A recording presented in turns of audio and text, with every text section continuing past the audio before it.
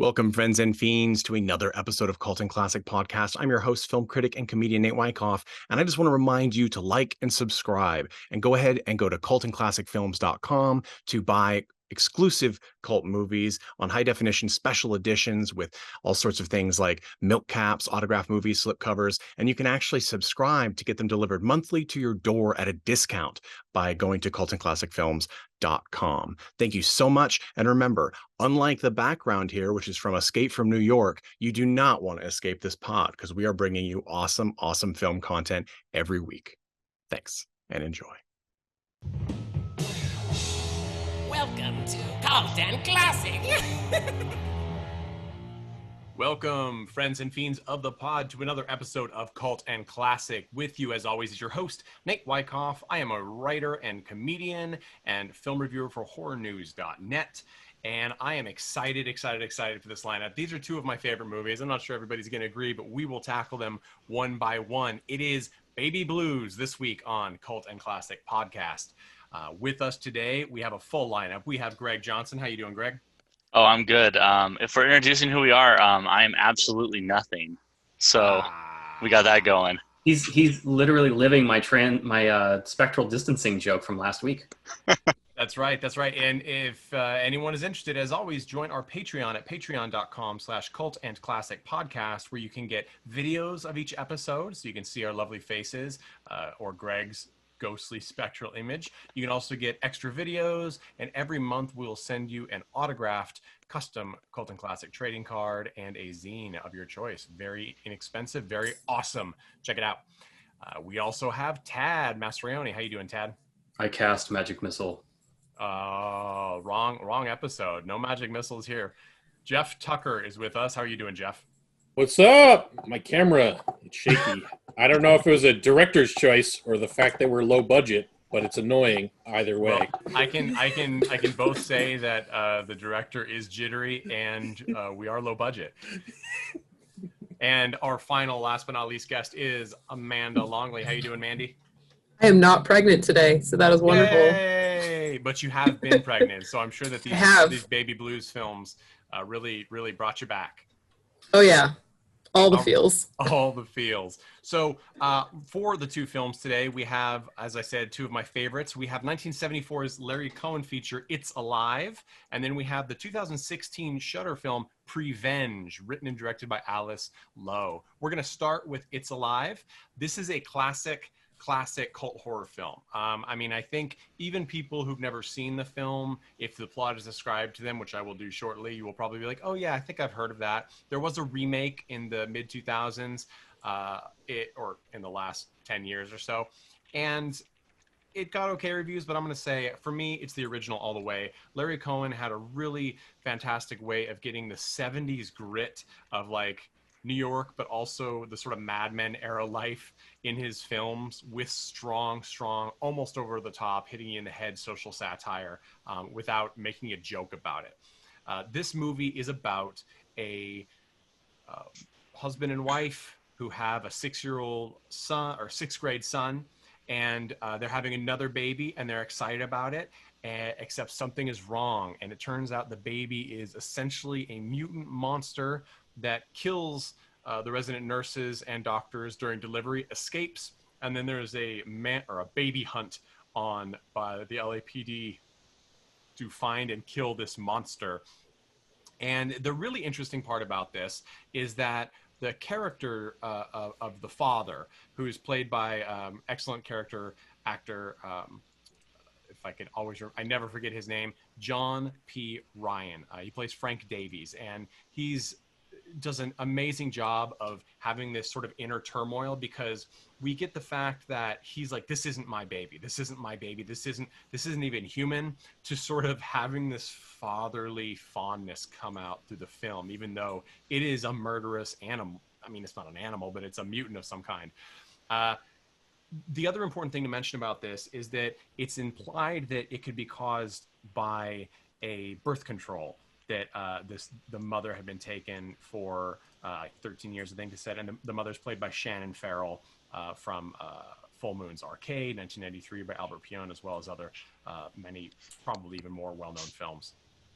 And this is sort of a reference to, I mean, it's more than sort of a reference. This movie was made in '74. In the '50s and '60s, there was a drug that was used to treat nausea in pregnant women called thalidomide, I believe is how they say it. And it ended up causing severe birth defects in like thousands and thousands of children.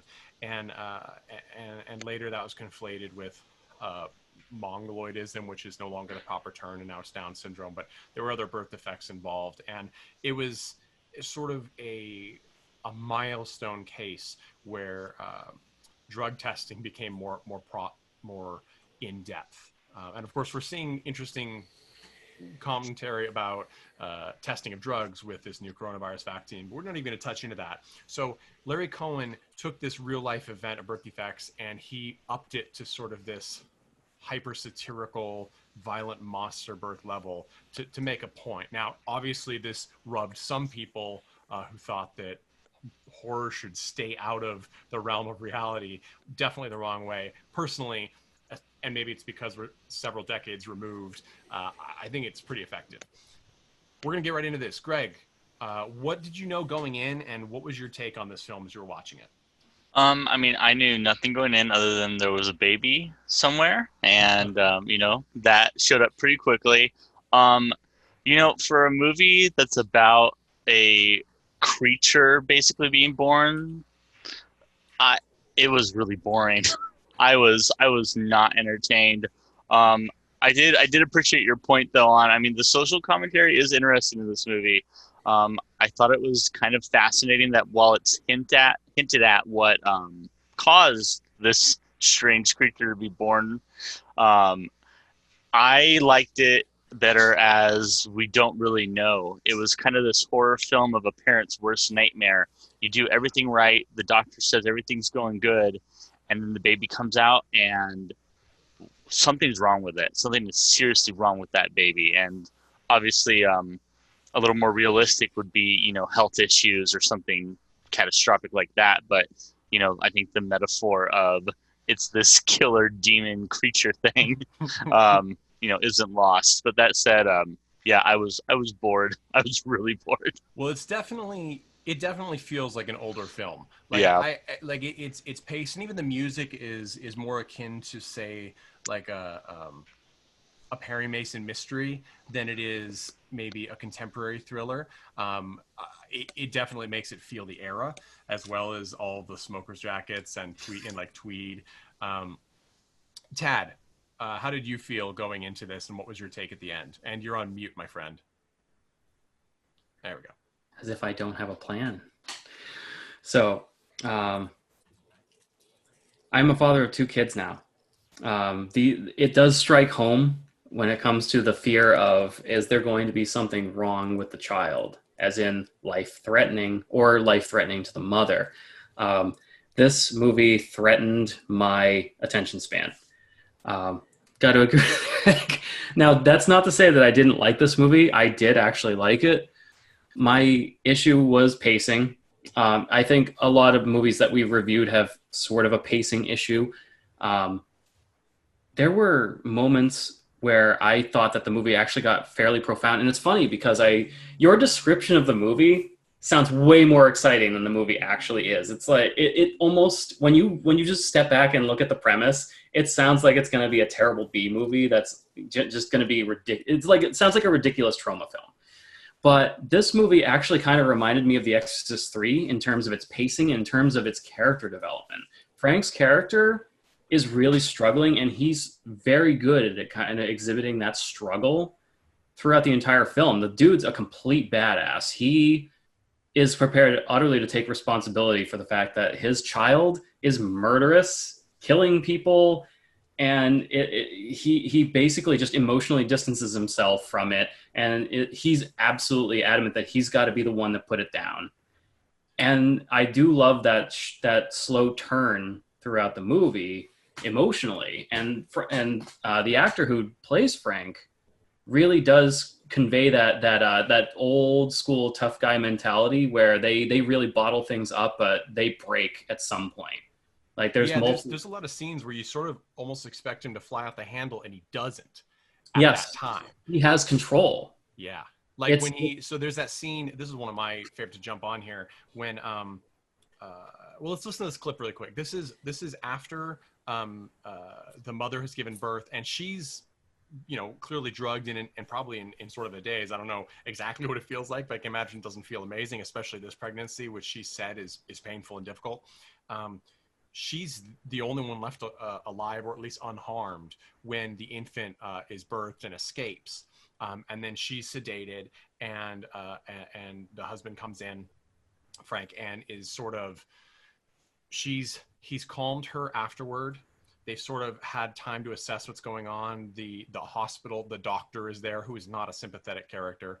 And then you've got, I don't know, I don't remember if he's the head of the hospital or he's with the police department. I think he might be with the police department in some capacity. But they're talking to him about what the next steps are. And here we go. And this is Frank being really controlled, very quiet, but you can tell he's got a lot going on in his head that is not about the two people in front of him. Of course, you realize it's in everyone's interest to keep this quiet for the time being, at least until we can find out what's become of the infant. You have heard no word about it? No. I don't see how it could survive the night without clothing and nourishment. Of course, like any animal, it may be underground. It's not an animal, Doctor. You know that very well. Whatever it is, you can't classify it as an animal. It's human, Doctor. That's what's disgusting to you, isn't it? It kills like an animal. And when we find it, we're going to have to destroy it like one. What's interesting here is this is early in the movie, and he said, the father says, it's a human. But as quickly things pile, he's driving home, like right after this, his wife's still at the hospital, and they name him and his wife as the parents of this murderous mutant on the radio right away. And that's like the point where all of a sudden it's just piles on, and he becomes more distant and like, it's not mine, like it's a monster. And it's not immediate. It is like this pile up, right? There's that great scene where he's called into his boss's office, like he goes to work, and he calls in his assistant, and he's like, hey, do this. Can you move this? And she's like, the boss wants to talk to you, though. And he's like, okay. He doesn't even say, okay. She's like, and this needs to be moved. And she's like, really? He needs to talk to you. And then he goes in, and essentially the guy, at first, he's like, look, there's no bad feeling. You know, so-and-so down in accounting, he says the now outmoded term, retarded kid, and nobody blames him for it. And he's like, no, that's not the situation. And the fact is, he's getting fired because they work for a PR firm, and his name is now all over the place. And he does this really nasty, mean thing, which, Larry Cohen is not I don't think he sees the world as a really kind place all the time, especially corporate. And that's very clear in this movie. And from that point, he's like, you got 3 weeks vacation. Take them right now. Take them. And as soon as he's out of the room, he calls his assistant in, and the boss is like, have somebody pack up and send his things home. He's not coming back. And surely Frank Davies knows that, even though he acts as though he doesn't. He's keeping it as much as he can on the level. This is a movie that it was a very weird watch, because, and I can see why you like it, because it's a movie that, for such a ridiculous premise, it takes a lot of skill to be able to make a movie that takes itself very seriously while with such a ridiculous premise. Because Frank, it's almost like a character study of a father who needs to deal with something like this, and there's a weird juxtaposition. Sure, they play it very serious, right? It's super serious.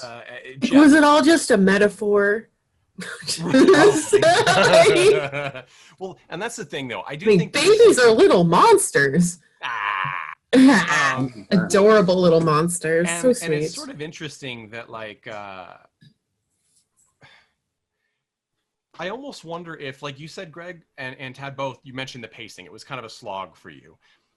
It really doesn't. It feels like a horror film in effect, but not so much in content, right? It really feels like a family drama that focuses on this father's inability, because he shuts down, right? He doesn't connect with his wife. He refuses to let his other kid come home. He refuses to let his friend who's watching the other kid tell him anything about her, let him watch the news. He doesn't, presumably until this thing is caught or killed, really, which is what everybody's planning on doing. He doesn't want anything to do with it, and he doesn't want to return to normal life because he can't return to normal life. But that's the focus of the movie, right? Like he spends the time, it almost from the surface, if you look at the scene list, it's like, oh, this happens at the hospital. Then the baby gets closer, like it's slowly getting closer to the family, right? Like it seems to be able to track them. And then it gets to the school, and they know it's somewhere in the school, and Frank gets a call for one of the doctors, and he takes the message, and so he knows it's at the school. So he goes to the school. He doesn't go to the school to find it. He goes to the school to show everyone and tell everyone there that I want this gone just as much as everyone. This isn't my fault. This isn't my child, essentially. That's really what the focus of the movie is Frank trying to prove to everyone that this isn't his, and that at the end, he can't do it. And he doesn't want to, right? He flips. Jeff, what was your take going into this movie and after seeing it? Well, I mean, I got a lot of comments on this one. But generally, I didn't really like it. I thought it was, I would fall into the boring category, I guess. I think the thing that really killed it for me is actually in the very, very early scenes. There's like a technical issue where they were doing voiceover work, and they didn't have the mouths moving. If you're ever editing, just like show a image of a wall. Just like record an image of a wall. Don't ever have the recording of somebody talking and their mouth not moving, because I'm done. Films, there are times when you just don't have that oh shit cat in the window shot, and you're like, you know what? Fuck it. Go shoot one. You need those stock. There's multiple examples of it, okay. and it killed it for me. But I think that you've drawn into it. It is like it really is a family drama. It's not even really like a monster flick. It's really about this dude's kind of like internal struggle, and it just is a little boring in terms of like a drama. This guy's, will he accept the monster? It's kind of like, it's hard to relate to that. It's kind of like, I understand that, babies are really, like Amanda said, they're all a little bit of a monster. But like, I they think would kill you if they could. Yeah. I just think that particular kind of line is just not very relatable. So it's hard for you to like get to those emotional notes with those particular characters. So it just feels like it drags, because you're like, they're doing this whole thing. There's not really like a lot of monster like movie stuff driving the thing along. It's really just this drama that maybe it's just me, but I couldn't really relate to. And they do use them sparingly, and I think we know why. I actually don't mind the creature effects. There's two types they use. There's one where it's I don't know if it's a little person or an actual child of some kind with like the monster claws in the face. I almost thought it was an adult. Like it was like the scaling was like especially pretty at the end significant. scene or near the end when they're in the sewers and he sort of corners it after it's been wounded. It does look like it might be a small adult or something, but they definitely use a lot of light and dark, harsh light to sort of just show snippets of it. But then there's also a doll of it. The effects, the design is actually quite good in my opinion, because it really does play off of the real life effects of like I said, that 50s and 60s anti-nausea drug. And I'm sure that made people uncomfortable at the time. But Rick Baker is responsible for the effects. Rick Baker, having done all the effects for Videodrome, as well as, or being the main one on Videodrome, as well as so many movies from Men in Black to Hellboy, all the way up to Maleficent. He's still, still going strong. Huge career, fantastic. The Planet of the Apes, not the Johnny Depp one, right? Oh wait, not Johnny Depp. Sorry, I'm thinking of Tim Burton. You mean it is Tim Burton's Planet of the Apes? Yeah. Sorry, those wires cross in my head. Yeah, you're not the same person. No, that filmography though. But it's true. I know. But yeah, so it is in there.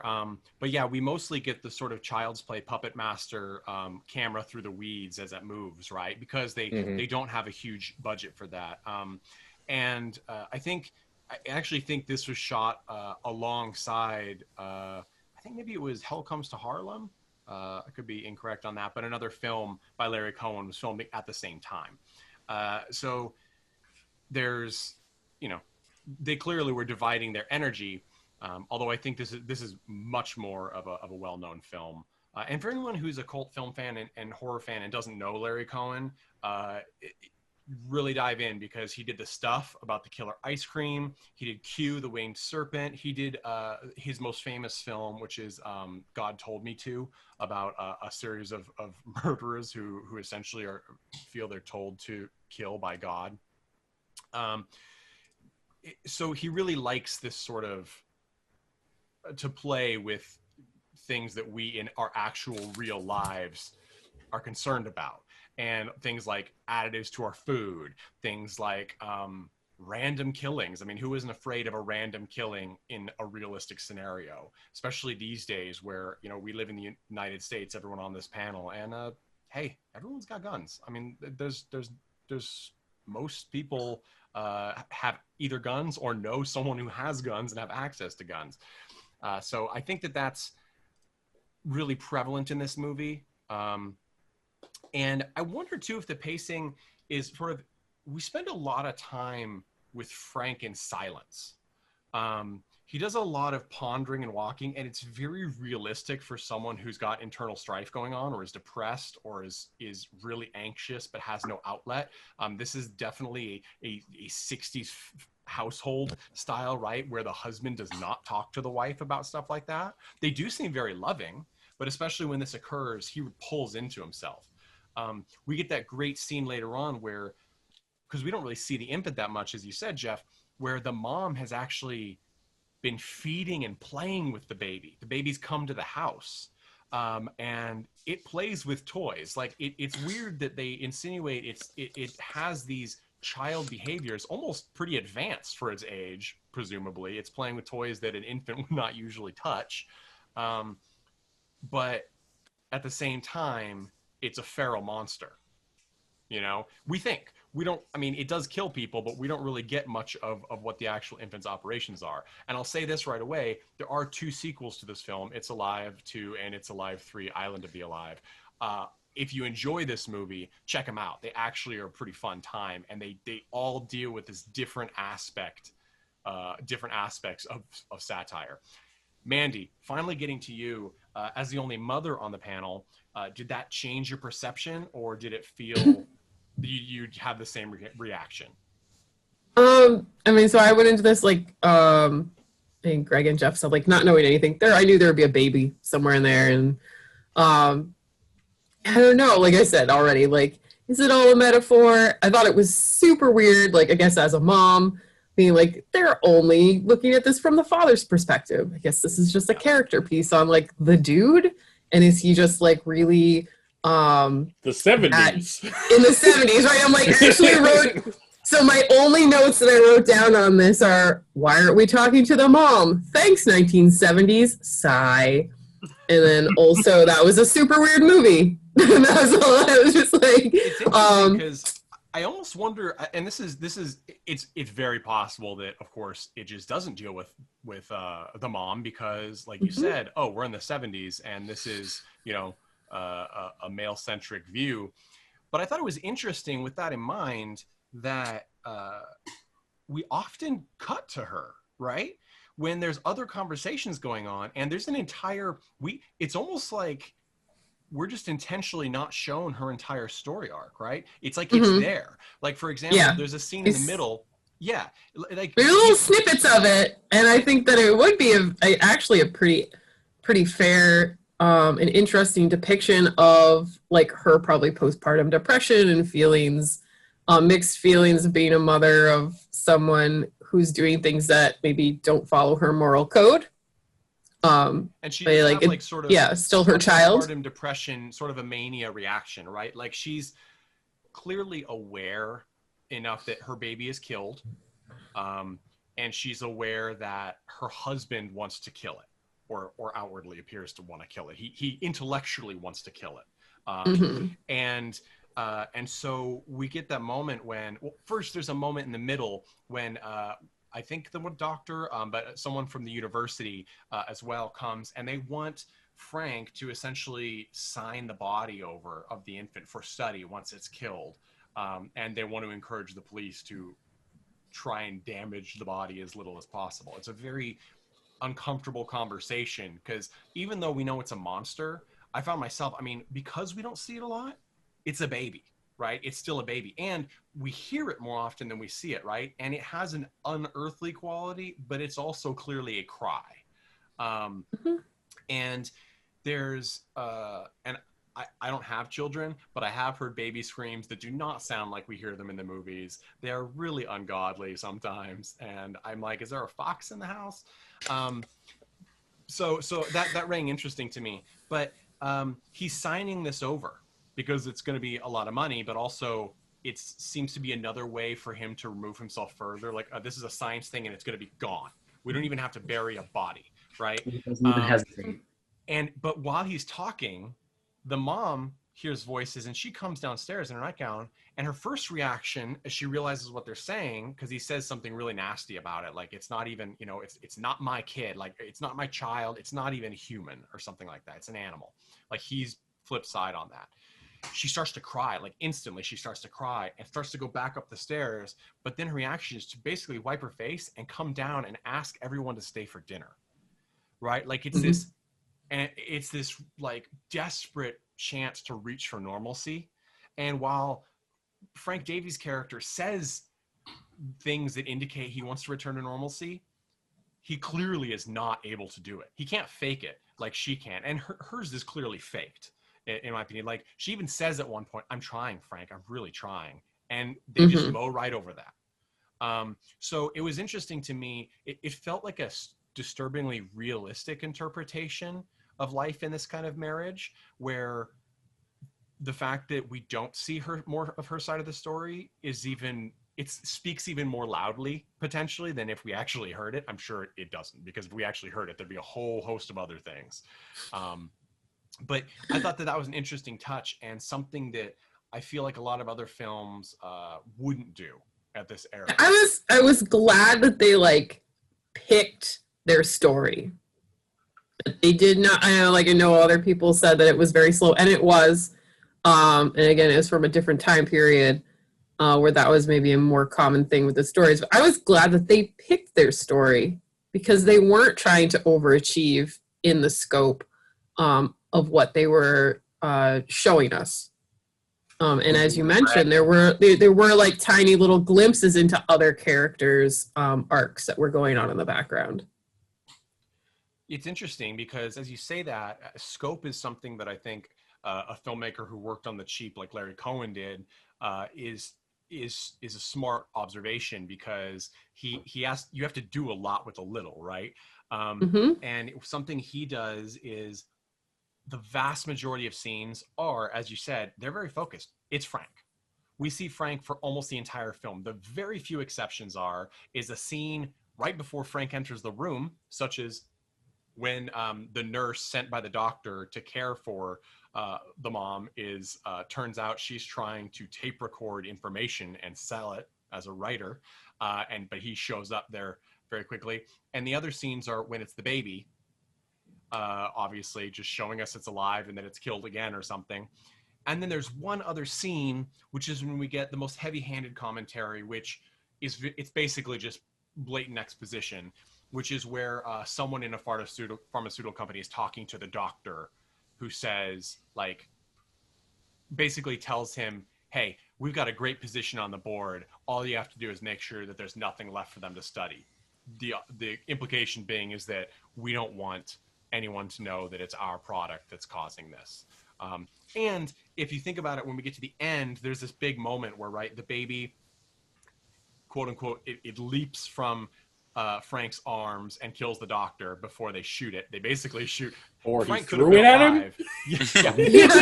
He really clearly probably threw it at him. But it's sort of like the interesting part is that you don't know, did the baby actually kill the doctor, or did the hail of gunfire from the police kill him? The age-old question, really. Right. They go into the police cruiser, and I actually really like the touch. I think it's the lieutenant. He's not like, because it's clear Frank kind of said, no, don't kill it. It's injured. It can't hurt anyone. And then when he knows that there's no other chance, because this one cop especially is like, I'm gonna blow your fucking brains out. Like, I'm sorry, this is the LA police force. Like, this is no longer a satire in this end. LA police force played by LA police force. He essentially looks like he throws the infant at the doctor, who is, we know, not a good person. But then the lieutenant, even this just happening, Frank walks over to his wife, who's very upset, and holds her, which is really the first time we've seen this real close connection between them again since the birth, when he's been withdrawn. And the lieutenant, he doesn't say, like, you're under arrest. You know what I mean? It's none of that. He puts his hand on Frank's shoulder as he's hugging his wife. Like, it was this moment where you get this character that clearly is just a side character, but is not oblivious to what just happened. And that's a few times I've seen a satire like this, where we are essentially we're inflating the ridiculous part of our society, like the police force shooting someone down in a hail of bullets, with the main characters, who are usually the steady ones, right? They're the sane ones and the world is crazy. In this case, we have a side character who's actually been like, oh, I understand exactly what's going on. This guy just, he went through this horrible tragedy, this family, and they're pariahed by the entire, world, potentially. And now he's just lost his actual son. And it was this one moment where I was like, that was an interesting touch. It made me think of the Tom Cruise War of the Worlds, which is a weird thing. I think no one would expect to be brought up. But the Tom Cruise War of the Worlds from 2005 with Dakota Fanning, this movie, and it's a Steven Spielberg directed film. At the end, Tom Cruise is trying to get to his daughter, right? He doesn't even know if his daughter's alive at most of the movie. He's running through all these things, trying to get to his daughter. He gets to the house and the door opens and there she is, and he stops. It's the most absurd moment I have ever seen in a film, because I don't understand how any father would see their child that they've been looking for the whole time, and their response would be to stop and not go to them unless there was a bomb strapped to their chest, like the father's chest, not the child's. Like, it just was the most insane thing. And this was the opposite. In this low budget movie with a ridiculous plot, we had this overarching humanity come in that I don't see in so many other films, that just think of, well, how is this character going to look in this shot? Like, where's this shot we can pan off of Tom Cruise with a smoldering background? You know what I mean? It's like, it just ruins the moment. And I didn't feel that. It's funny because it's funny you mentioned that, because I was talking at work recently about how I was like, I feel like Steven Spielberg's losing it. I think you just highlighted the point where he started losing it. Well, and we could do maybe we will do an entire episode of Steven Spielberg at some point. I think that there's a lot. I think Spielberg he's clearly a very, very adept storyteller. But I think a lot of the movies that he's done as of late, the best films are the ones that have not gotten the credit. For example, like the BFG or Bridge of Spies, which essentially was just a little Cold War drama with Tom Hanks, that no matter how many times you said Tom Hanks is in a Steven Spielberg movie, nobody went to see it except for me. And I was like alone in the theater on opening weekend. And it's okay. There were a couple of old people, because that's, their movie. But that was a good movie. And then when you see the big budget pictures that have the spectacles and things like War of the World or the Ready Player Ones, they're just not as engaging. People might argue War Horse. I didn't watch War Horse. The play depressed the hell out of me. Couldn't do it. But the point being is that I think it feels like when he does a big budget movie like War of the Worlds, he knows what people want, and he's like, I'll give it to them. It feels like ever since AI, artificial intelligence, he's like, people don't, the main bulk of people don't deserve the real movie. Because they didn't understand AI. So go back and watch AI. When you understand it and you cry for several days, then come back and you'll see his better movies mixed in with his big budget ones. But that's super sidetracked. Are you trying to torture people? I am. That movie is like, you can't actually get through that entire movie. It's fucking terrible. It's so depressing. It's the most depressing movie I ever saw in my life, and it's not even about humans.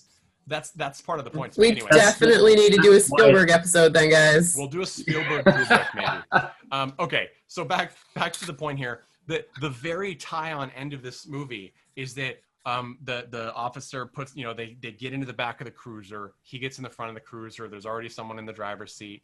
Or no, actually there isn't someone in the driver's seat maybe. But he gets a call on the car radio. He puts the receiver to his ear and he says, "I understand," or something like that. And he hangs it up.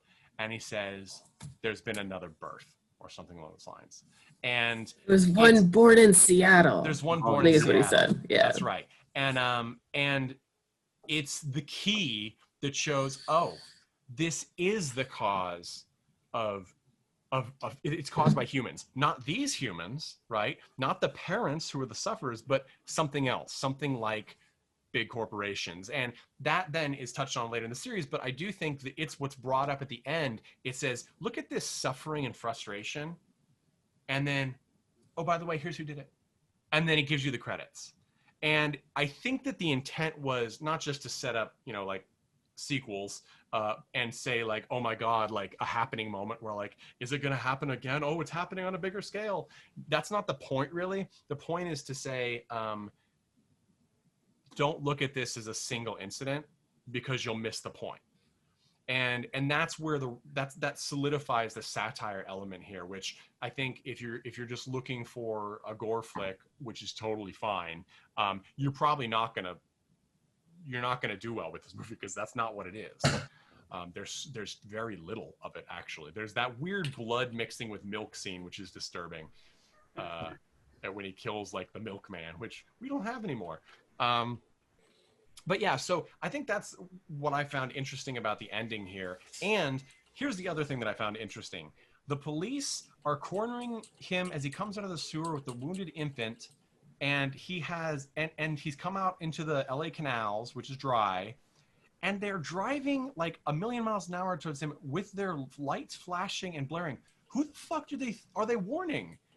Why are they driving with their lights and blaring and their sirens? They're trying to capture him. They wouldn't, like, that made no sense to me. That was just one of those moments where I'm like, you just put a couple of people in a cruiser and they're like, fuck it, I'm turning this on. Like it makes a spectacle, but it's kind of a ridiculous moment. And I don't know that most people. Do you think that's like on the bucket list of like every cop in LA to like drive in the canal, like at least once? It's on mine after watching Terminator 2. Yeah. That's always been one of my things. I think it's on the bucket list of every film crew to have some excuse to go in there. Exactly. It probably costs more to film in the canals than it does in any loft in Los Angeles.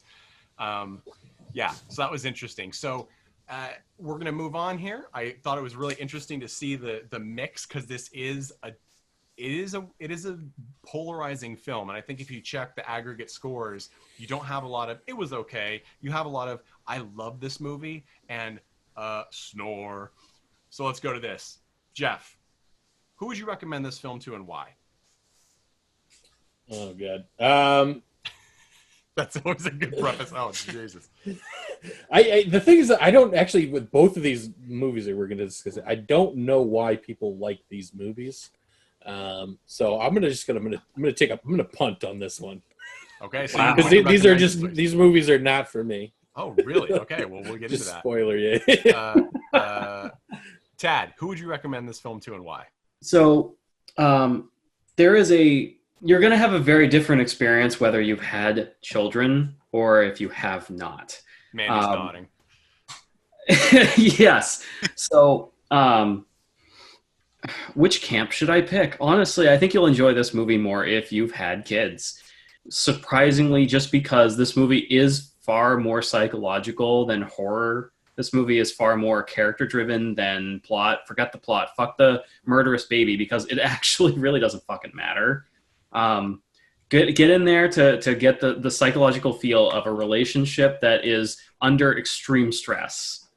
That's who should really watch this movie. Like, you know, bad relationships, good relationships. Just have a relationship, go into this movie, and you might pull something out of it. Interesting take. Greg Johnson, who would you recommend It's Alive 1974 to, and why? Well, I definitely agree with Tad and Mandy on not having kids. Definitely skewed how I saw this film, and so I was mostly bored. But I'm gonna take the low road of, instead of watching this, I'd say go watch like Mom and Dad or The Babadook. Okay. I think those are two films that deal with kind of this horror dynamic related to a parent and their kid. The Babadook is especially close to this, of this kid that's not normal and kind of how you deal with that. And then they throw in a supernatural element to kind of make the analogy a little less obvious. Well, but let's yeah. talk. I'll throw this out there as well. First, Mom and Dad with Selma Blair and Nicolas Cage is a super fun time. I reviewed it on horrornews.net. Go check out my review if you want to know more about that. Go see the movie, support the movie, because Nick Cage would love to do a sequel, and in my opinion, it screams for a sequel. Nick Cage, friend of the pod. So, also, if anyone isn't aware of this, I know we have our probably more than our fair share, and I'm super proud of it, LGBTQIA plus listeners. The Babadook, and as a straight white man, I didn't know this at first. The Babadook has sort of been taken as this awesome Halloween era gay icon.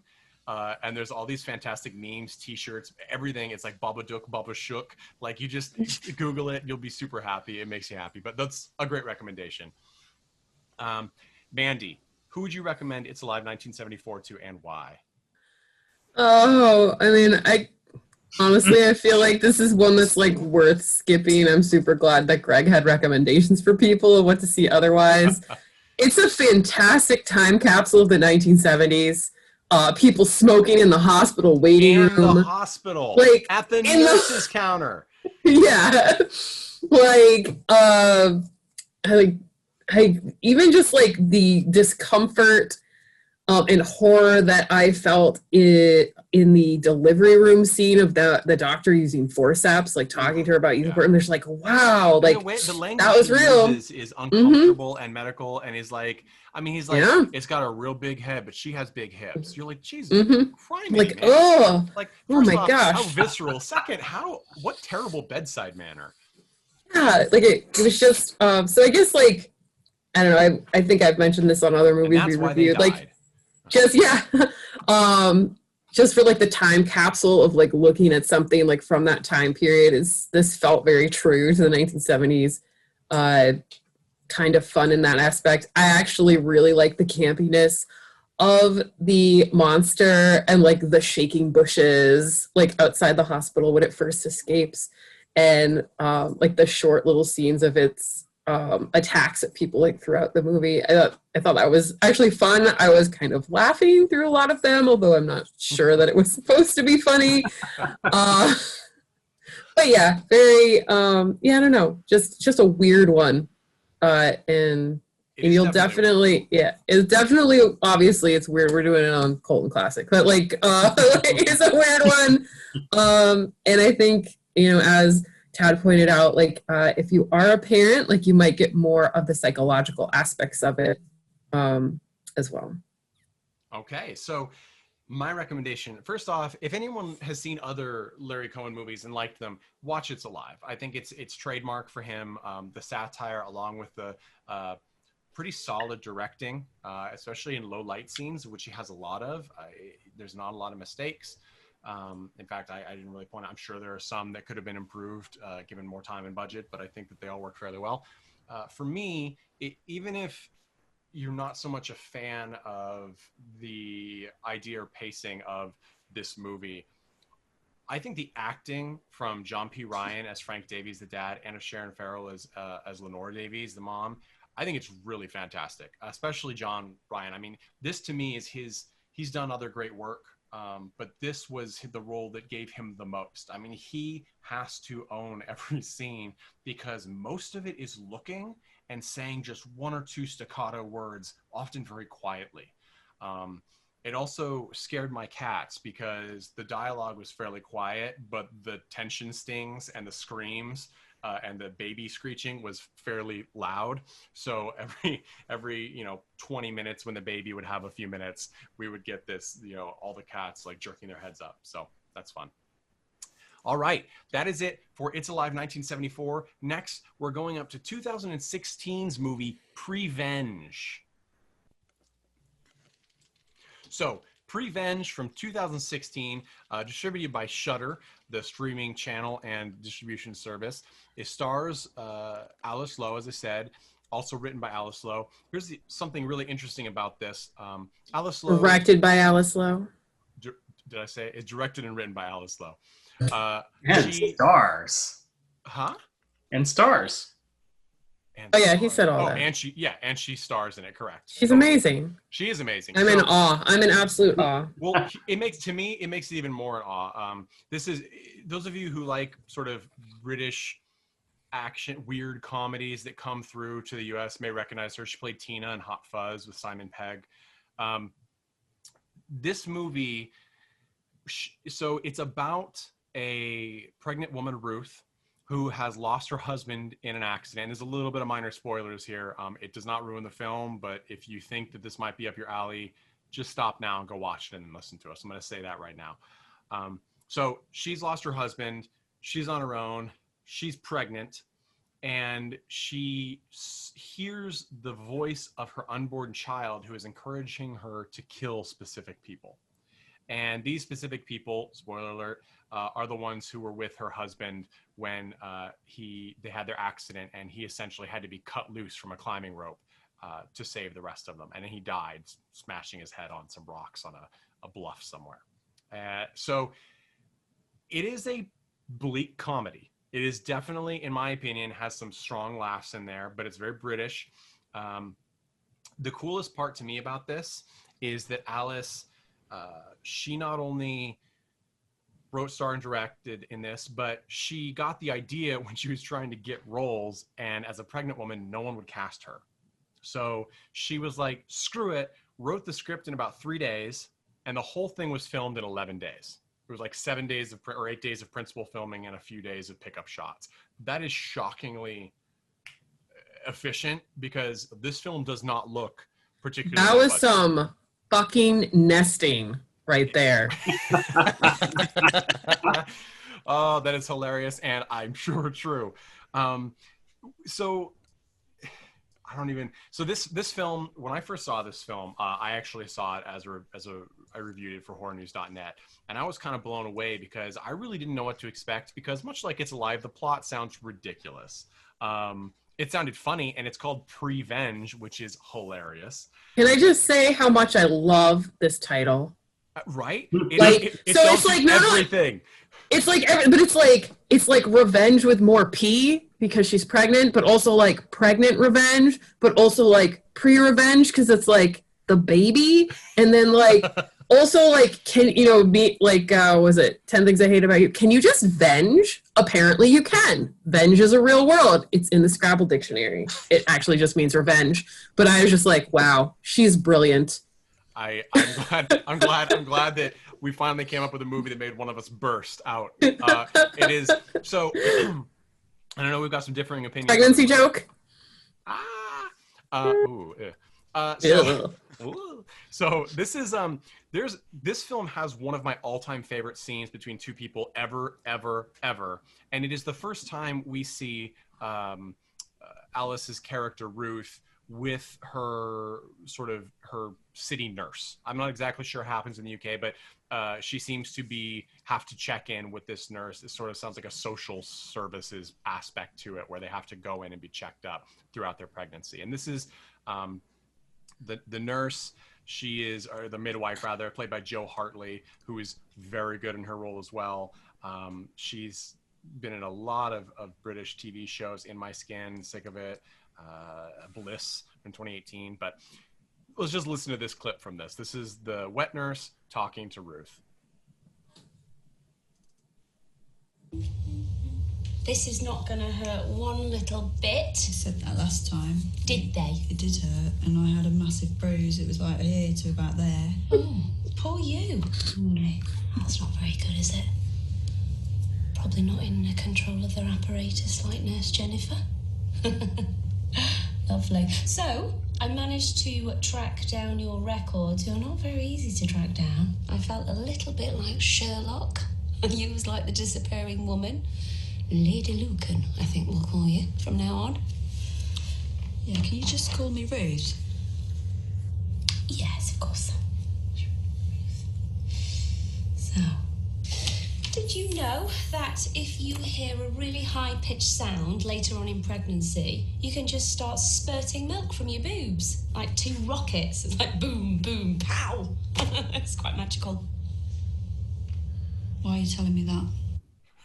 So, again, anyone listening to this who didn't know, yes, it is British humor throughout. Like, there is no punchline that is extenuated by a laugh track. Like, it is so dry. And Alice Lowe's face is incredibly expressive in this movie. And she goes through all these different aspects of, I'm sure she has some makeup on, as we all do if we're on camera, except for right now, Patreon, am I right? She goes from like looking makeup free and sort of haggard, like I imagine it feels to be pregnant a lot of the time, very pregnant, and also pretty made up.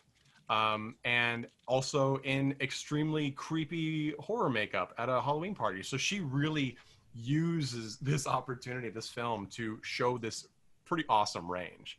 And it's like this scene, I found a lot of it really funny, and it's sharply juxtaposed against really unnerving violence.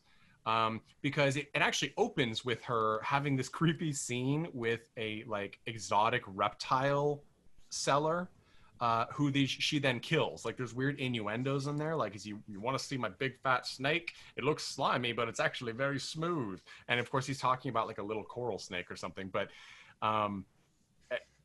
her kills get more and more assertive. Like she's unsure in the beginning, but there's just they're brutal, they're uncomfortable. And then you get the next scene where she's talking to her baby in her head. We assume it's in her head, we don't really know, and it's funny. It could have also been the mice from Hitchhiker's Guide to the Galaxy. They do sound, I think they got the same voice actors. I don't know. Yes, the tuned up voice. So this is definitely one where, as you said, Mandy, the title gives us a lot, and I think it keeps feeding us more as we go on. Let's Tad, what was your thought going into this movie, and then how was your overall experience? I thought the movie was going to be funnier, and I love honestly, I love British humor. I watched a lot of BBC over the years, and I think my problem is that a lot of the British humor that I watched was 70s and 80s British humor, ironically. Slapstick. Yeah, so a lot of zero slapstick here.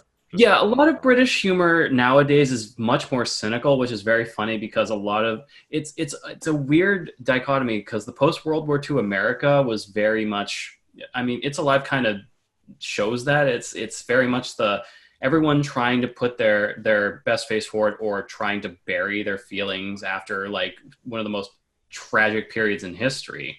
And then Britain did the exact opposite and was basically just like, let's be as silly as possible to get over the fact that we were bombed into oblivion.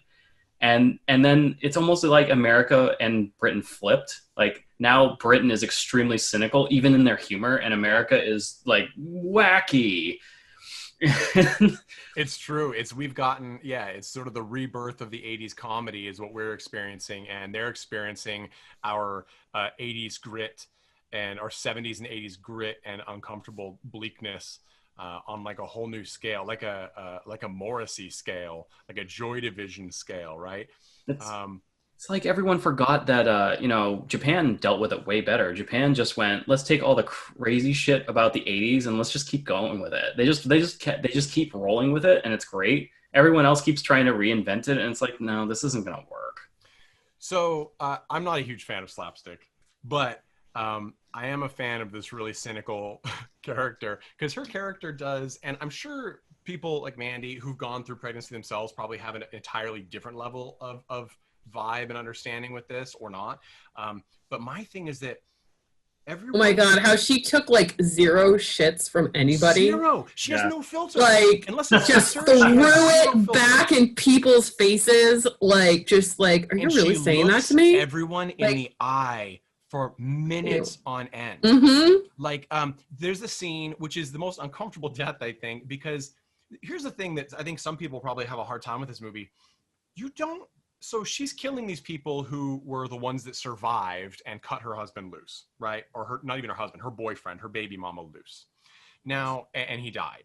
She's killing them. So they don't even really know each other, right? Like it was a sign-up trip kind of thing. They're not necessarily related other than they just happened to take this training course at a climbing gym and go on this little excursion. And they don't seem to be the kind of people that really deserve to die necessarily. There's a couple. But the baby is the voice of the baby is this brutal, mean rage, right? Like it's not out of control rage, but it's this like very controlled, contriving, manipulative, like either you do this or you're weak. They're all terrible. We're the only ones we can rely on are, just you and me, mom. And this is a piece of shit person. And she's convincing her mom of this, right? That's what it plays out for most of the time. And the middle scene, it's mostly men, but the middle scene is this interesting thing where she's like, the baby's like, it can be women too. Sometimes they're the worst. And she goes in for a late night job interview, which of course she's not going to get the job. But basically the woman, people keep giving Ruth reasons to kill them, reasons that they're shitty people in ways that reminded me of Dogma. Like, should somebody get shot for not saying God bless you when you sneeze? Well, yeah. No. But is that person maybe a piece of shit? Probably. Like, you know what I mean? Like, you're kind of like, well, they're probably a piece of shit. So I feel a little bit better. And it's sort of like a lot of these people end up killing themselves in this movie because you have a character who already is on the edge of killing them and she's looking for an excuse and people keep giving her these little things. Like when she goes in for this job interview and she's like, we can't, as a business, we can't hire. It's like, because of the baby. And she's like, no, I mean, we can't, no, I certainly not. But I mean, and she's like, no, I don't know. And it's like a 4-minute scene where instead of getting up and leaving as the interviewer keeps trying to prompt, Alice Lowe's character just stares at her and asks her another question. And she starts asking her questions about her personal life, which just gets sadder and sadder. And then she walks over to give her a handshake. Of course, she doesn't give her a handshake. She hits her head on the table and slits her throat. And then once she's dead, she spins around in the chair and talks about the chair for 30 seconds. Oh, I was dying. She's like, maybe I'll get one of those. It's a nice chair. This is a nice chair. Where do I get one of those? Like, it's just, and then like she feels really powerful afterward, right? And then the baby sort of drags her back down. Like, I'm the mastermind. Don't get cocky. Exactly. So it's like this really interesting thing where, again, they juxtapose the violence and you're uncomfortable because, like in Dogma, even though they're very different movies, the people that are getting killed, you're like, this is not a death crime. This social faux pas is not a death crime, but it still keeps happening, right? And it gets even more interesting, I think, when we start to, Ruth starts to sort of conflict with her baby, right? It's sort of like the Hulk scenario that we never got in the freaking Marvel, recent Marvel movies that we wanted, right? Like, where's the Hulk and Bruce Banner in his head arguing? Like, Ruth is sort of like, I'm the parent, I'm supposed to be in control. And the baby's like, yeah, fucking right. You can't do anything on your own. Try it. And of course she can't, right? Greg, what was your take on... What did you think going into this movie, and then how were those expectations met, not met, changed? Well, based on the title, I thought it was going to be like just out of control, like just absolutely batshit insane, very hokey, very silly, which like I got to disagree with you, Mandy. I thought the title sucked only because it didn't, I think, depict what the film was, which I thought it was a very smart movie. I thought it was really funny. I thought it was well directed, well shot, well acted. Like, this movie was really, really good. I'm thinking about kind of the context of it's a film by a woman kind of dismantling what pregnant women can do. Yeah. And when she kills the second female of the movie, and she's able to kill her because I think the victim comes in and punches her in the stomach, and she kind of acts like, oh God, like you punched my baby, whatever. And the victim kind of comes up like, oh, I'm so sorry. And then that's when she just kind of comes up and just stabs her. And she kind of does this like bit of like, oh, like I've heard that you're supposed to breathe really well. And she does that like, Yes. that like the Lamaze. Yeah, like the Lamaze, like the deep breathing, and it's kind of mocking her as she bleeds out, and kind of like oh, like you thought I couldn't take a punch because I was pregnant, like. Don't punch women who are pregnant in their bellies, please, people. Yes, please don't actually go out, and they should not be punched. I don't think that they'll take one. Right, You'll probably get You're not gonna stabbed. get away with it. It's terrible. You'll probably get stabbed. And it will be justified. However, pregnant women, do not take this movie as an example and go out and drink a whole bunch of fucking shots of beer and wine while you're. Oh yeah, Oh, that scene made me so uncomfortable. When she's I know, drinking right? the wine. When she was doing shots at the bar. Washed. She doesn't do them. She doesn't drink them. What? She tosses one, but like there's but there's a couple that it was hard to tell. Drink the first one. Yeah, she drinks the first one, then she tosses the second one in some dude's face. But I think it's implied she didn't drink any, but it's not shown clearly. It's hard to tell. And that's why she asked for red wine, because certain doctors say that now you can have a glass of red wine when you're pregnant. I wouldn't advise it. I think it's a stupid thing to do because none of us are doctors. It's ridiculous. Anyway, also wear a mask, get vaccines. Don't be an idiot. Okay, so wash your hands.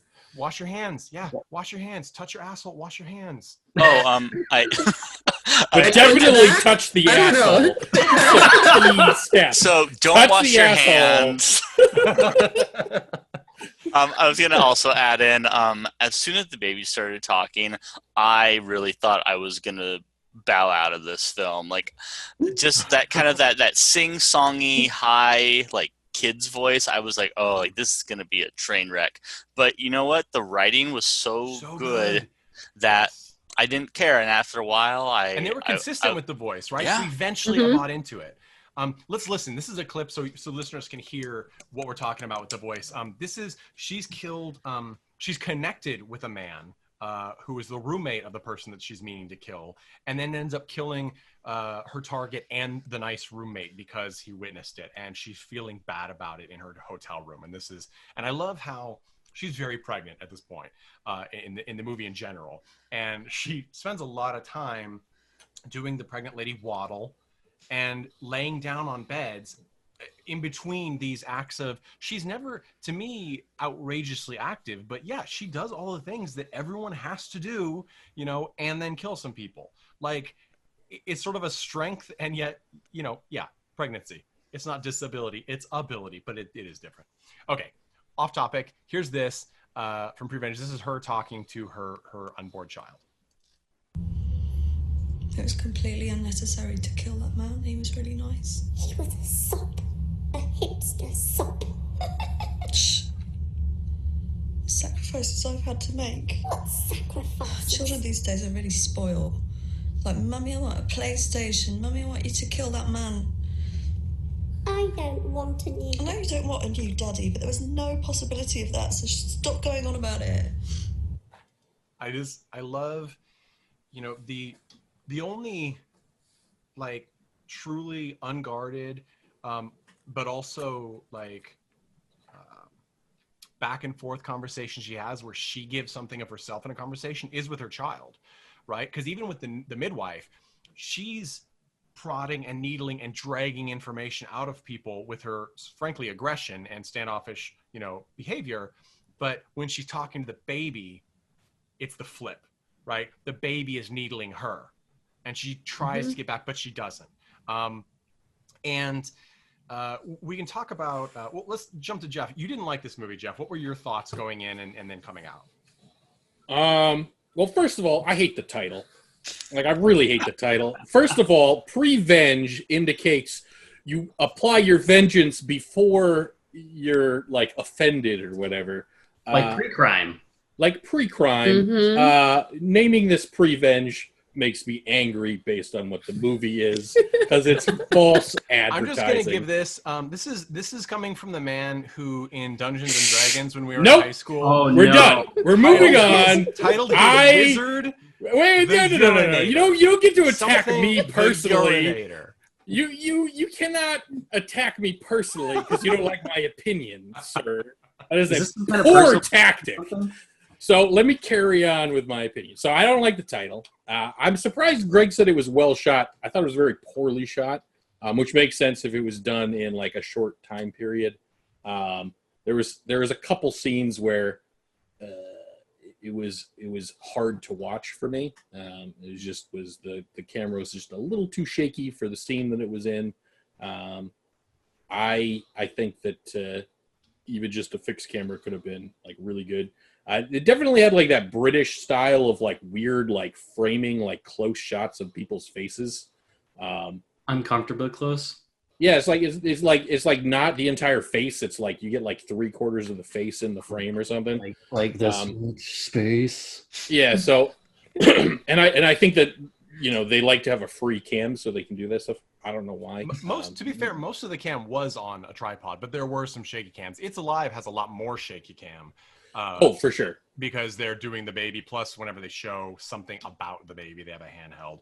But there are some, especially in the DJ Dan scenes, which I know we want to talk about. But yeah, keep going. Well, actually, I think the worst part was just like the first 5 or 10 minutes of the film. It was well written. I just thought it just was, I don't know, like there was like a couple really funny parts, and then it got it was a little repetitive for me because like there's about like 50 minutes of the movie where it was just like, all right, there's gonna be another scene where she murders another person. It's a series of vignettes. Yeah, it is. That is maybe a fair assessment rather than like a film.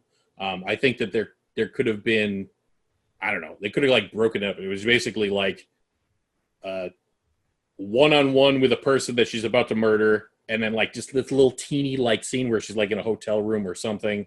It wasn't even really a scene, and then just the next one where so it became too predictable. You just like it was just shit on Kill Bill 1 and 2. That's literally so. I'm not disagreeing. Kill Bill 1 and 2 are cohesive films, Nate. Kill Bill. If we want to talk about a different film, there's other like things that Kill Bill has. All right, so we're gonna start taking some notes. Spielberg, Kill Bill 1 and 2. Right.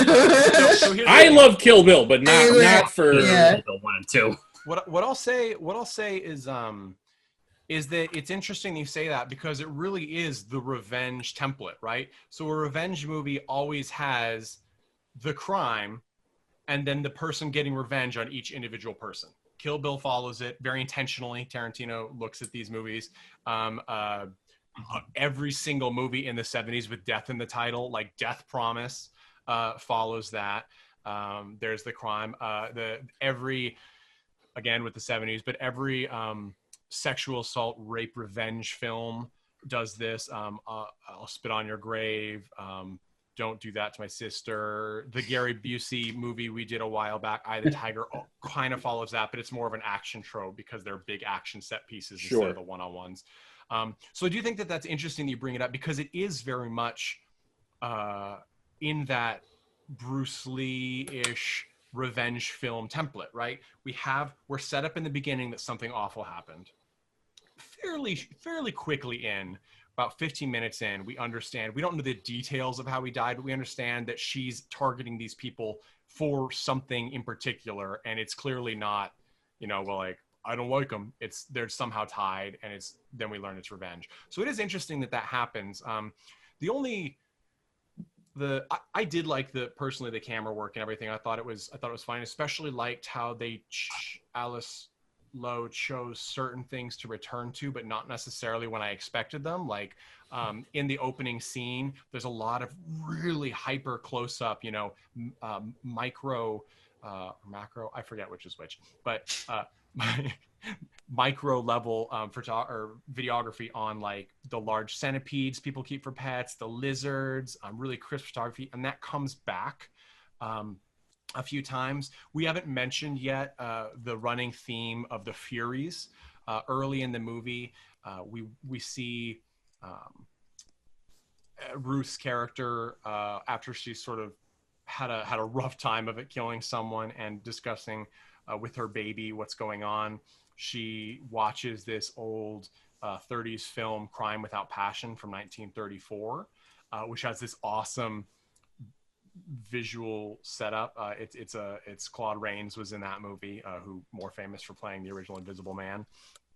And we see the Furies in that movie, which are women, you know, they're sort of a neo-United States New World interpretation of the Furies were Greek, correct? And then Roman afterward.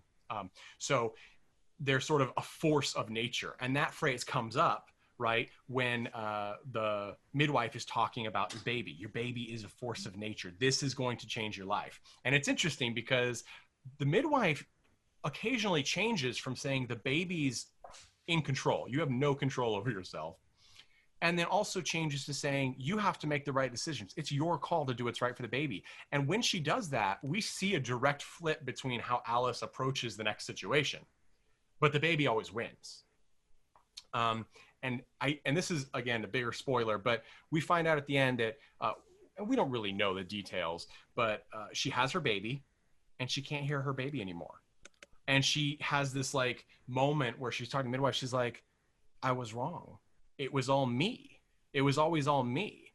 And then the final scene is she visits the bluff where her boyfriend died, and she sees what we think is, or looks like him. And she goes, and it's actually the instructor that she let live, who presumably called the ambulance when her water broke. And you think you may have this reconciliation moment, but she then starts to make the pose of the Furies from that movie, and then it pauses and we get the soundtrack and the credits come up, which is sort of a, personally, I liked that ending because it was sort of the merging of the two people, right? Like the voice of the infant that's telling her to kill for revenge, it's fury, it's rage, it's inside her, then has become part of her now that the baby is gone. There's no separation anymore. And that was an interesting moment that I wonder if people found it unpleasant, because I think it kind of is unpleasant.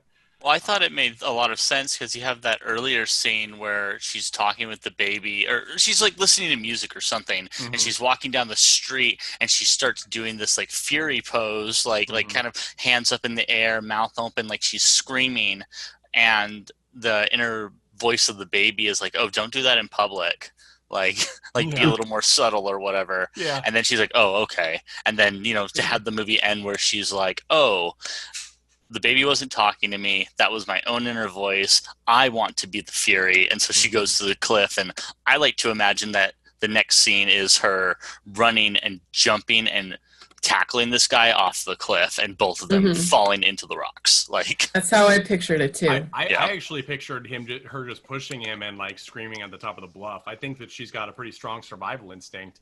But it's interesting because, and by the way, if anybody hasn't seen that Claude Rains movie, Crime Without Passion, is an interesting film, and the visuals are unbelievable in that movie. And the clips that they show of the Furies, it's great, but it's so funny. I mean, that's one of the first really funny lines that she gives, right? She's watching it, and the Furies have like this ridiculous pseudo-Egyptian eyebrow on their forehead, like Divine had nothing on this, right? And she's like, I've had mascara days like that, very smudgy. Like, you know, like it's just her, again, no filter, zero shits. Like, she's killing people throughout this movie, and yes, she's conflicted, but she's moving forward. And it just reminded me of like what I watched my mom do for so much of my life, right? Like, she just had to do it. She's had to do that thing that she wasn't happy about it. Like, as a man, I don't think I have in our society that many moments where I'm like, I don't want to do this thing, but I'm going to do this even though I am in utter misery. Like, because look, as a man, if I work a job I don't like, I am I am miserable. I am a pill. I cannot handle it. I can't handle when I cut my finger. I can't handle any of these things. Yet her character is acting like the stereotypical supermom. No smile, but she's doing all of the things that she's setting out to do, and she's doing the things that her kid, as far as we can tell, are telling her to do. And it's sort of a brilliant parallel. And as you said earlier, Greg, we get these great moments where she physically says things to other characters that are what people say to pregnant women all the time. And I really felt this sort of anger and irritation and pushback that I assume Alice Lowe felt when she couldn't get roles because she was pregnant. Because on one hand, well, it's like, well, I mean, she's pregnant. Is the script call for a pregnant person? On the other hand, people are pregnant all the time. You telling me that her friend couldn't have been pregnant and it didn't have to be a thing? Like, of course it didn't have to be a thing. It's like whether or not they cast an African-American actress or, someone from Japan or whatever. It doesn't matter. They could still do the part, right? And I think that gets to the point that this is, and Greg, you sort of mentioned this is pushback on a lot of social boundaries that we have right now, right? Like every single scene with one of these people, the dialogue is like her dialogue is pointing at a different part of hypocrisies we have. I love DJ Dan's scenes. He's oh my God, DJ Dan. He's a comedian. He's been in I think he's one of the more recognizable people in this movie. And he is the character, one of I think the second one that she targets. He's played by Tom Davis. And he's at like a dingy pub or bar or whatever. And he's playing 70s music with like a bad afro. And she's dressed up kind of ridiculously. And she basically hits on him, gets him to drink, and then they go home, right? And he's just disgusting. He's like the worst.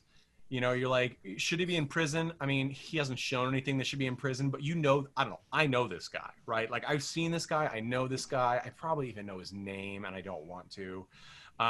He's obnoxious. He when he gets him to do shots, he orders 4 so we can give him to the 2 women next to him because they're the prettiest girls in the bar, even though he's talking to her and he knows that she's trying to hook up with him. And he doesn't want to put all of his eggs in one basket. In one basket, that's what he says. And so they go in oh God, when he vomits into his wig on the cab ride home. Oh my gosh. And then kisses her. Oh, yes. Horrifying.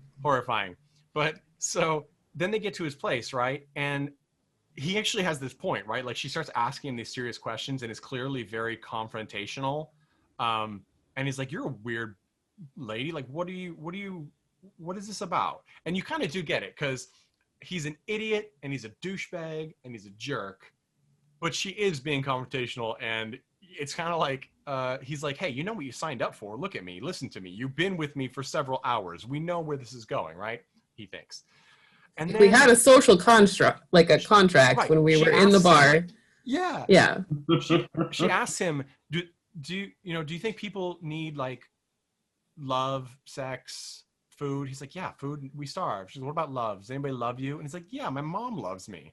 And his dementia. She's like, are you sure? Yeah. And his dementia-addled mom like shows up. She walks out of the back room. And he's like, Mom, get in there. And she's like, I have to do the laundry. It's like, you don't have to do the laundry. Like, you're doing the laundry all the time, so I never even have any clothes. Get in there. Like, don't come out again.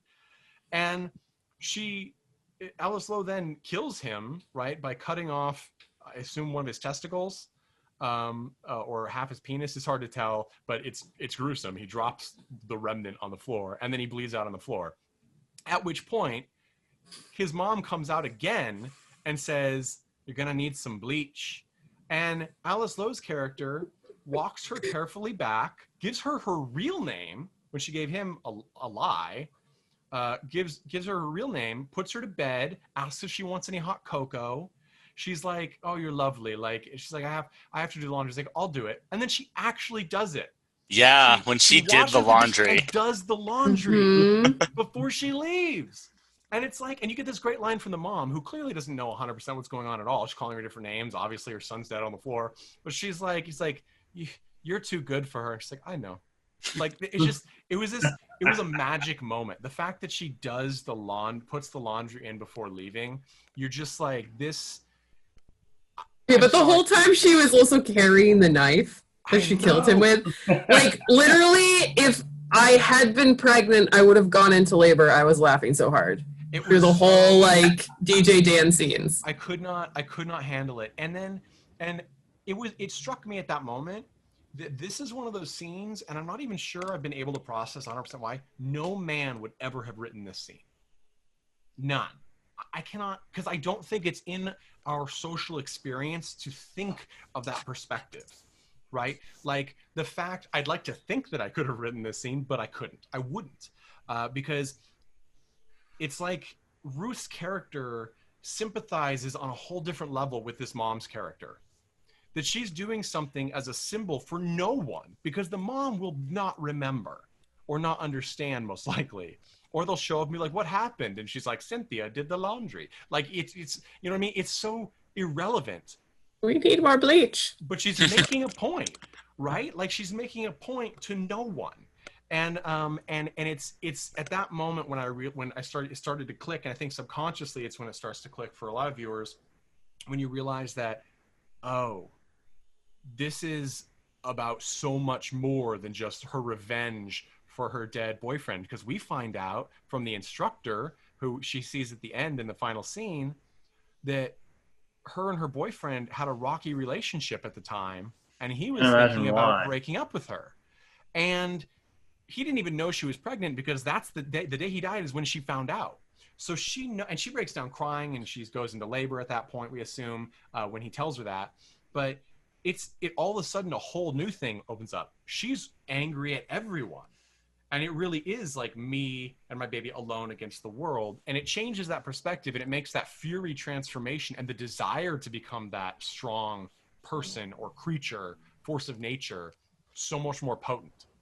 And I thought it was the most vulnerable thing in the movie is this aspect that she keeps, like she finds people that sort of have some comparison to, like, she doesn't want to kill the instructor because she's like, no, I'm going to be putting his girlfriend or wife in the same thing because she's pregnant. I love that twist. That was such a nice little bit. And I was actually curious to the rest of you if I took it as the boyfriend was actually the one who made the decision to cut the rope. Yeah. That's how I took that scene. Because the instructor doesn't really want to tell her, right, that's the case. Because he never says, because she wants him, she's like, who cut the rope? And he won't say it. But he insinuates, I think, it's this really sweet scene, right? He's actually kind of a sweet character. He's almost too perfect for it, which is why I think it's problematic for her to leave him alive at the end, maybe. Well, and he has the pregnant girlfriend. Right. He has a pregnant girlfriend. He's very handsome also, just happens to be. And he's like, and even though he's being threatened by a woman who's been stalking him and he's aware of it, with a knife. He's waving a knife at him. Waving a knife. He still won't say, I forget his name, Jimmy or Larry, whatever, cut the rope himself. But that is the implication, I think, and that's what I got anyway, from him, his hemming and hawing and not wanting to tell her that. Because, and that's sort of a weird, that's again where we get a character in there that, like the character, I think his name was Josh, that she killed, who was just a witness, who she really liked. He doesn't deserve the situation, but it's sort of out of her hands at this point. Like she's already gone to this new force of nature thing, and it's just beyond the threshold now. Can we just step back 1 second? And we were talking about the scene where they're like, she's demanding to know who cut the rope. Did anyone else, like, at that point in time, just like really see how she was trying to parallel like the idea of an umbilical cord and cutting? I didn't. I never really thought of that aspect of the storyline of that her, like, the father of her child, like, fell because he was disconnected. That's very interesting. And it was like a red rope that was cut. Yeah. And he, like, rope. And I was just like, wow. Like, I felt like the way that was shot, like, that it clicked for me when it hadn't before, like, the way the story had been told. And we actually see, like, the rope. I mean, I'm sure you're right, because it is a very strong image. We see that red rope severed over and over again. It kind of beats you in the head. It's referred to. And I don't know, just as a note, like, her boyfriend's death, we never see him fall. But we do get this uncomfortable shot, first of it, just of the blood and essentially brain just sitting on the rock and dripping down, and then eventually splatter. And then eventually we get this shot of him with very, in my opinion, very good practical special effects. Yeah, that's a pretty good shot. With his skull caved in as he's dying with the brain. And it's a very visceral moment.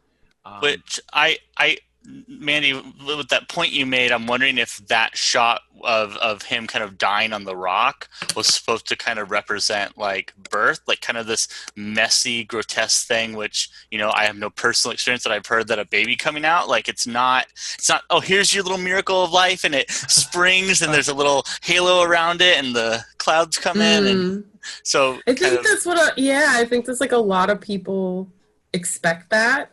And a lot of people expect like this immediate, and Tad can step in as the other parent here, this immediate rush of love. But I think that it actually takes some time, and it is like pretty, it's obviously visceral. This is very visceral.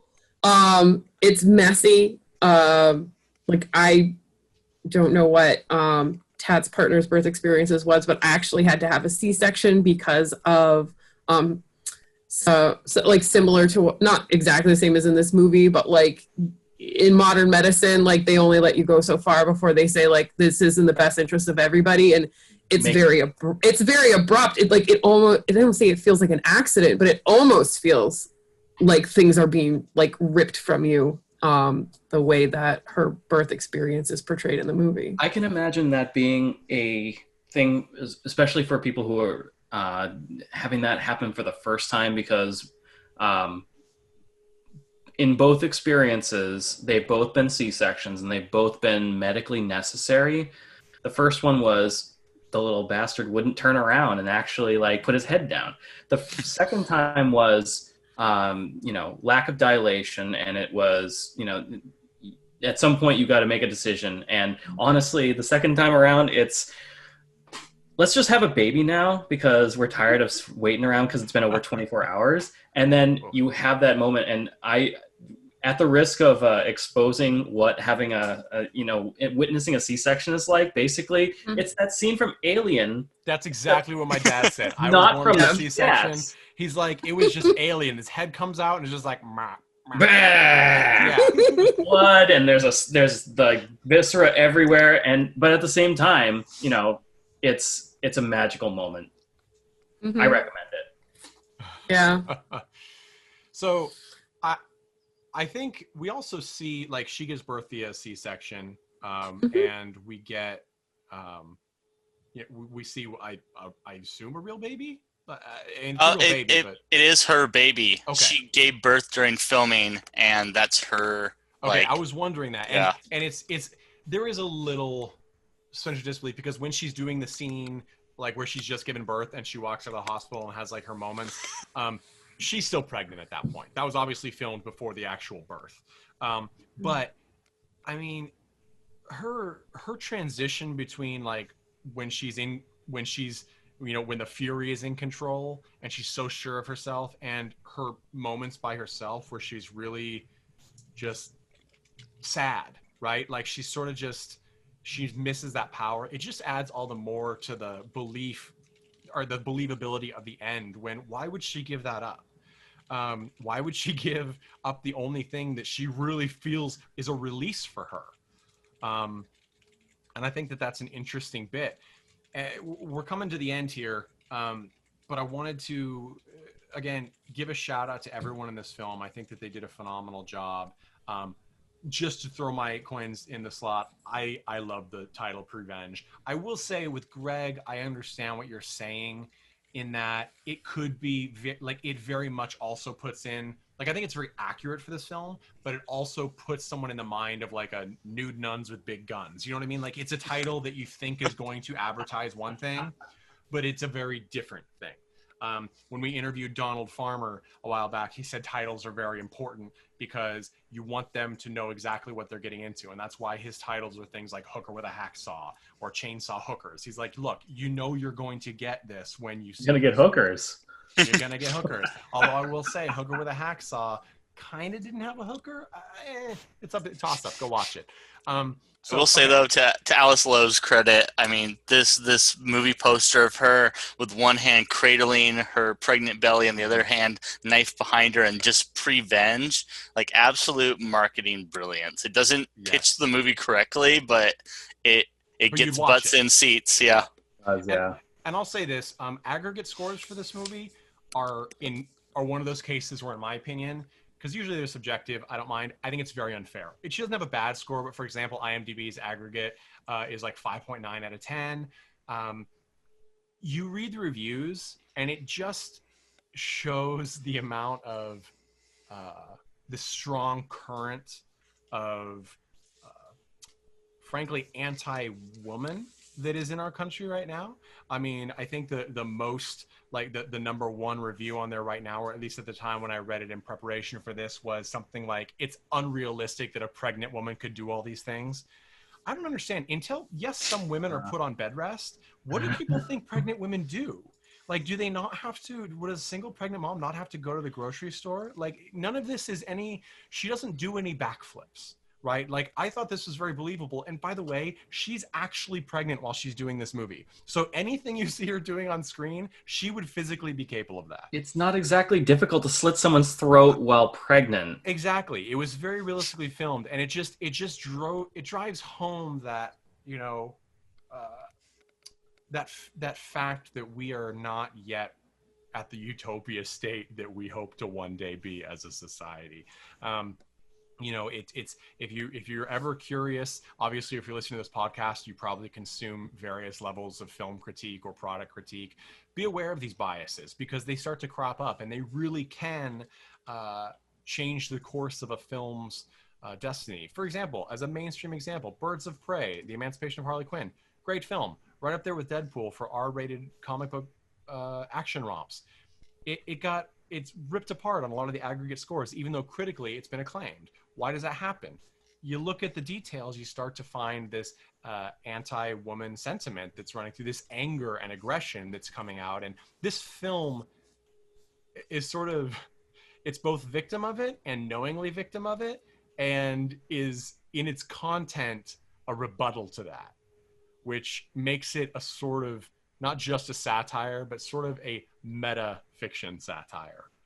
And I'd love to talk to Alice Lowe, fan of the pod. Call in. Let's get this going. We're amazing. Yeah, she was brilliant. I want to have her baby. I think it's already been had. Been had. Okay, so Mandy, who would you recommend PREVENGE film to and why? I don't know. Do you really like dry British humor?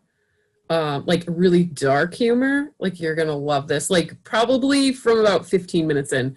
Like, before that, like, you're not gonna get why you're watching this, but like after that, you're gonna love it. And then when you get to the scene with her trying to struggle through a dog door, you're probably gonna almost die from laughter, like from asphyxiation from laughing so hard, because and like then, you know, it's just so good. So dry British humor, I guess. Also, if you have been pregnant, you'll probably really appreciate this. It's just, I don't know, it's just really good, as we've just all said. Except for Jeff, but his opinion doesn't count on this one. No, I'm just kidding. Yes, it does. Jeff. You know, I'm straight up not going to apologize for not liking this film. It's nothing to do with sexism. I'm not going to apologize for liking Desperado. Like, I like the things that I like. And I didn't find this movie funny. I mean, I thought the DJ dance scene was pretty hysterical. But I didn't really get enough funny to drive me through. And I just don't like revenge pictures, as we've gone over in other like the podcast episodes. Other podcast episodes. What is the name of that movie? The Eye of the Tiger. Eye of the Tiger. It's a freaking song title. Can I think of that? Yeah. It's just a genre that just bores me. I just don't care. I'm not engaged. There are occasions where I am, like, it has to be like a really good version of it to like to pull me in. Like Kill Bill, it's got to be like really stylistic or something, something that pulls me in. In this case, the humor didn't do it. And maybe it's because I'm never going to be pregnant, and I'm never gonna have the perspective that requires me to, burst out in laughter and almost be myself. Well, it's true. Right. That, and I'll just say that those of you who aren't members of the Patreon, so you aren't watching the video of this podcast, I know the sultry voice is confusing, but Jeffrey Tucker does identify as a male, and he is a biological male, so he won't have a baby anytime soon. I will not. Well, not legally. No. He'll steal one. Theft. Baby theft. It's the same thing. So, yeah. So I'll give mine. I think that people who, as Mandy said, people who like dark humor and British humor in particular are going to like this. I really think there's a really strong parallel to Phoebe Waller-Bridge's work with Killing Eve and Fleabag, both the show and the stage show. If you like that kind of material, it's got a very strong wit, but it also has some real uncomfortable moments and a distinctly British and female perspective, then you cannot miss with Prevenge. I think that it really is sort of a masterwork in efficiency while making a film, and I don't think it looks cheap. I do think what Mandy said is correct at the opening scene. You're going to be a little discombobulated, and I think that gets to what Jeff was saying about it too earlier on with the camera work. I just think that the film doesn't waste time setting you up for what you're going to see. It just tosses you in, and luckily I found it strong enough that I bobbed to the surface and was glad that I didn't waste time with exposition. Oh, I didn't actually make a comment. I think actually a lot of people will like this movie. I think the script is brilliant. I think it actually is really well written. I think I would have really liked it as a book, personally. I just think that the execution and the humor didn't hit for me in this film. But I also like Fleabag a lot. Like, I think it's lovely. I'm just kidding. Or apologizing. Yeah. So, but so we've had go so watch many it other if you. spoilers. Yes. Yeah. One more spoiler, since we have had so many. Nate mentioned very early on about the midwife warning her about high-pitched noises making her milk flow. Yeah. And then, I nearly died when she hears the police sirens for the first time during one of these murders, because her victim's like, I called the police, and and then all of a sudden she's just like, shit, and she's just flowing with milk. She's in a sweatsuit walking down the street with a bloody nose and lactating breasts, and it is pure brilliance. And that she hears the sirens. She looks down, she's still in this woman's apartment, she just killed her. She looks down she's soaked in milk, and she just goes, shit. I nearly died. It was just but that's probably something only someone who's been pregnant and had a moment like that could really feel was funny. Or had to witness it. Because it just happens, and you're just shit, this. I assume that's a natural response to the sound of a baby crying, I assume. Maybe. Yes, it is. Yeah. I ain't a doctor. If it smells like a baby, it's going to trigger it. Mm-hmm. We have a very high-pitched cat in our house. That could be a problem. A cat could probably trigger it. Honestly, if a cat sounds like a giant, if it's a giant whiny Siamese, guarantee it's going to trigger it. They do sound like babies crying. All right, Greg, who would you recommend Prevenge to, and why? Well, I immediately looked up Alice Lowe because I was like, this was really funny. And like we've said, she wrote, directed, starred in it. If you like The Mighty Boosh, if you like Simon Pegg movies, if you like Black Mirror, she was in all three at one point or another. I think if you liked any of those, or especially if you liked all of those, give this a shot. It's got a very similar sense of humor. It looks very similar. It's, very, very British. Yeah. And I'll say too, keep an eye out for. She's got a film, another of her works where she's kind of doing everything, called Time Stalker. It's in production. It's in pre-production rather, so it's a ways off. Don't have an ETA on that, but personally, I enjoyed her writing enough that I'm going to see it when it comes out, and I wish her the best on that. Last up, Tad, who would you recommend Prevenge to, and why? Best for last. This is a movie, honestly, if you want a revenge flick, I think there are better revenge flicks. Anything Tarantino, honestly, Tarantino is the king of revenge outside of Rodriguez, and frankly, you can just put them kind of in the same space. But this movie, this cover made me think of like I Spit on Your Grave. This is not a like girl power, like Revenge on the Man kind of movie. This is much more psychological. Sure, if you like bad episodes of Doctor Who, I'd recommend this movie. And there's plenty of bad episodes to worry about. You're gonna have to dive into that. I do not get that recommendation. You're gonna have to clarify. There's a reason why I stopped watching Doctor Who like at the 4th season. Are you talking about the new Doctor Who, the current series? Yeah, the current run, like at some point, it just. I watched a lot of BBC stuff, and this actually, I'll give this movie credit. This movie did not have the same 5 actors that everyone in the BBC they do every show. Like you just watch BBC and it's like, oh, it's that guy from that show and that other show and also that other show. That said, there were 2 Game of Thrones alumni in here. There were. Fuck's sake, of course there is. That's unavoidable though. There's only a cast of 360 million. Yeah. By the way, as I guess I'll have to reiterate it again. As a martial artist, that scene. This is the scene that pissed me off the most about this movie, is the fact that she's going after this woman with a knife in her own home, and this woman comes back with boxing gloves and gets a good shot in the face on her. And the first thing you should do when you're in a home invasion is to hit them repeatedly in the fucking head until they go down.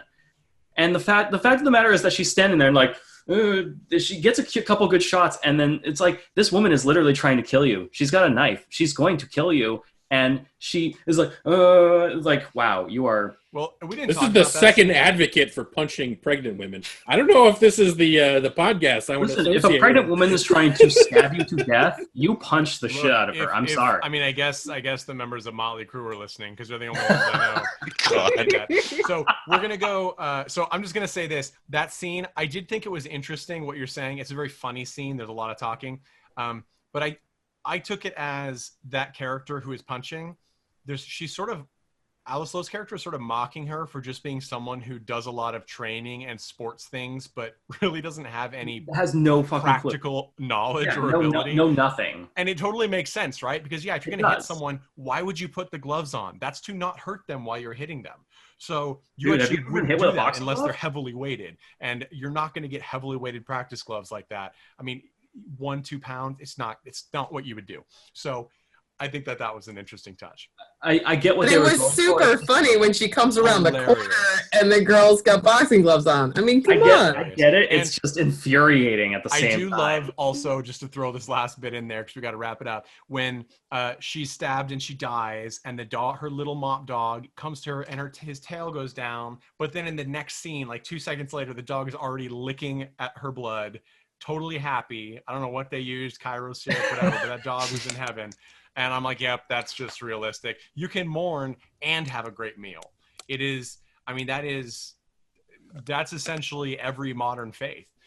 So we're going to wrap this up. Thank you guys so much for listening to this Baby Blues episode of Cult and Classic Podcast. Playing us out, as always, is the Chud with All About Evil.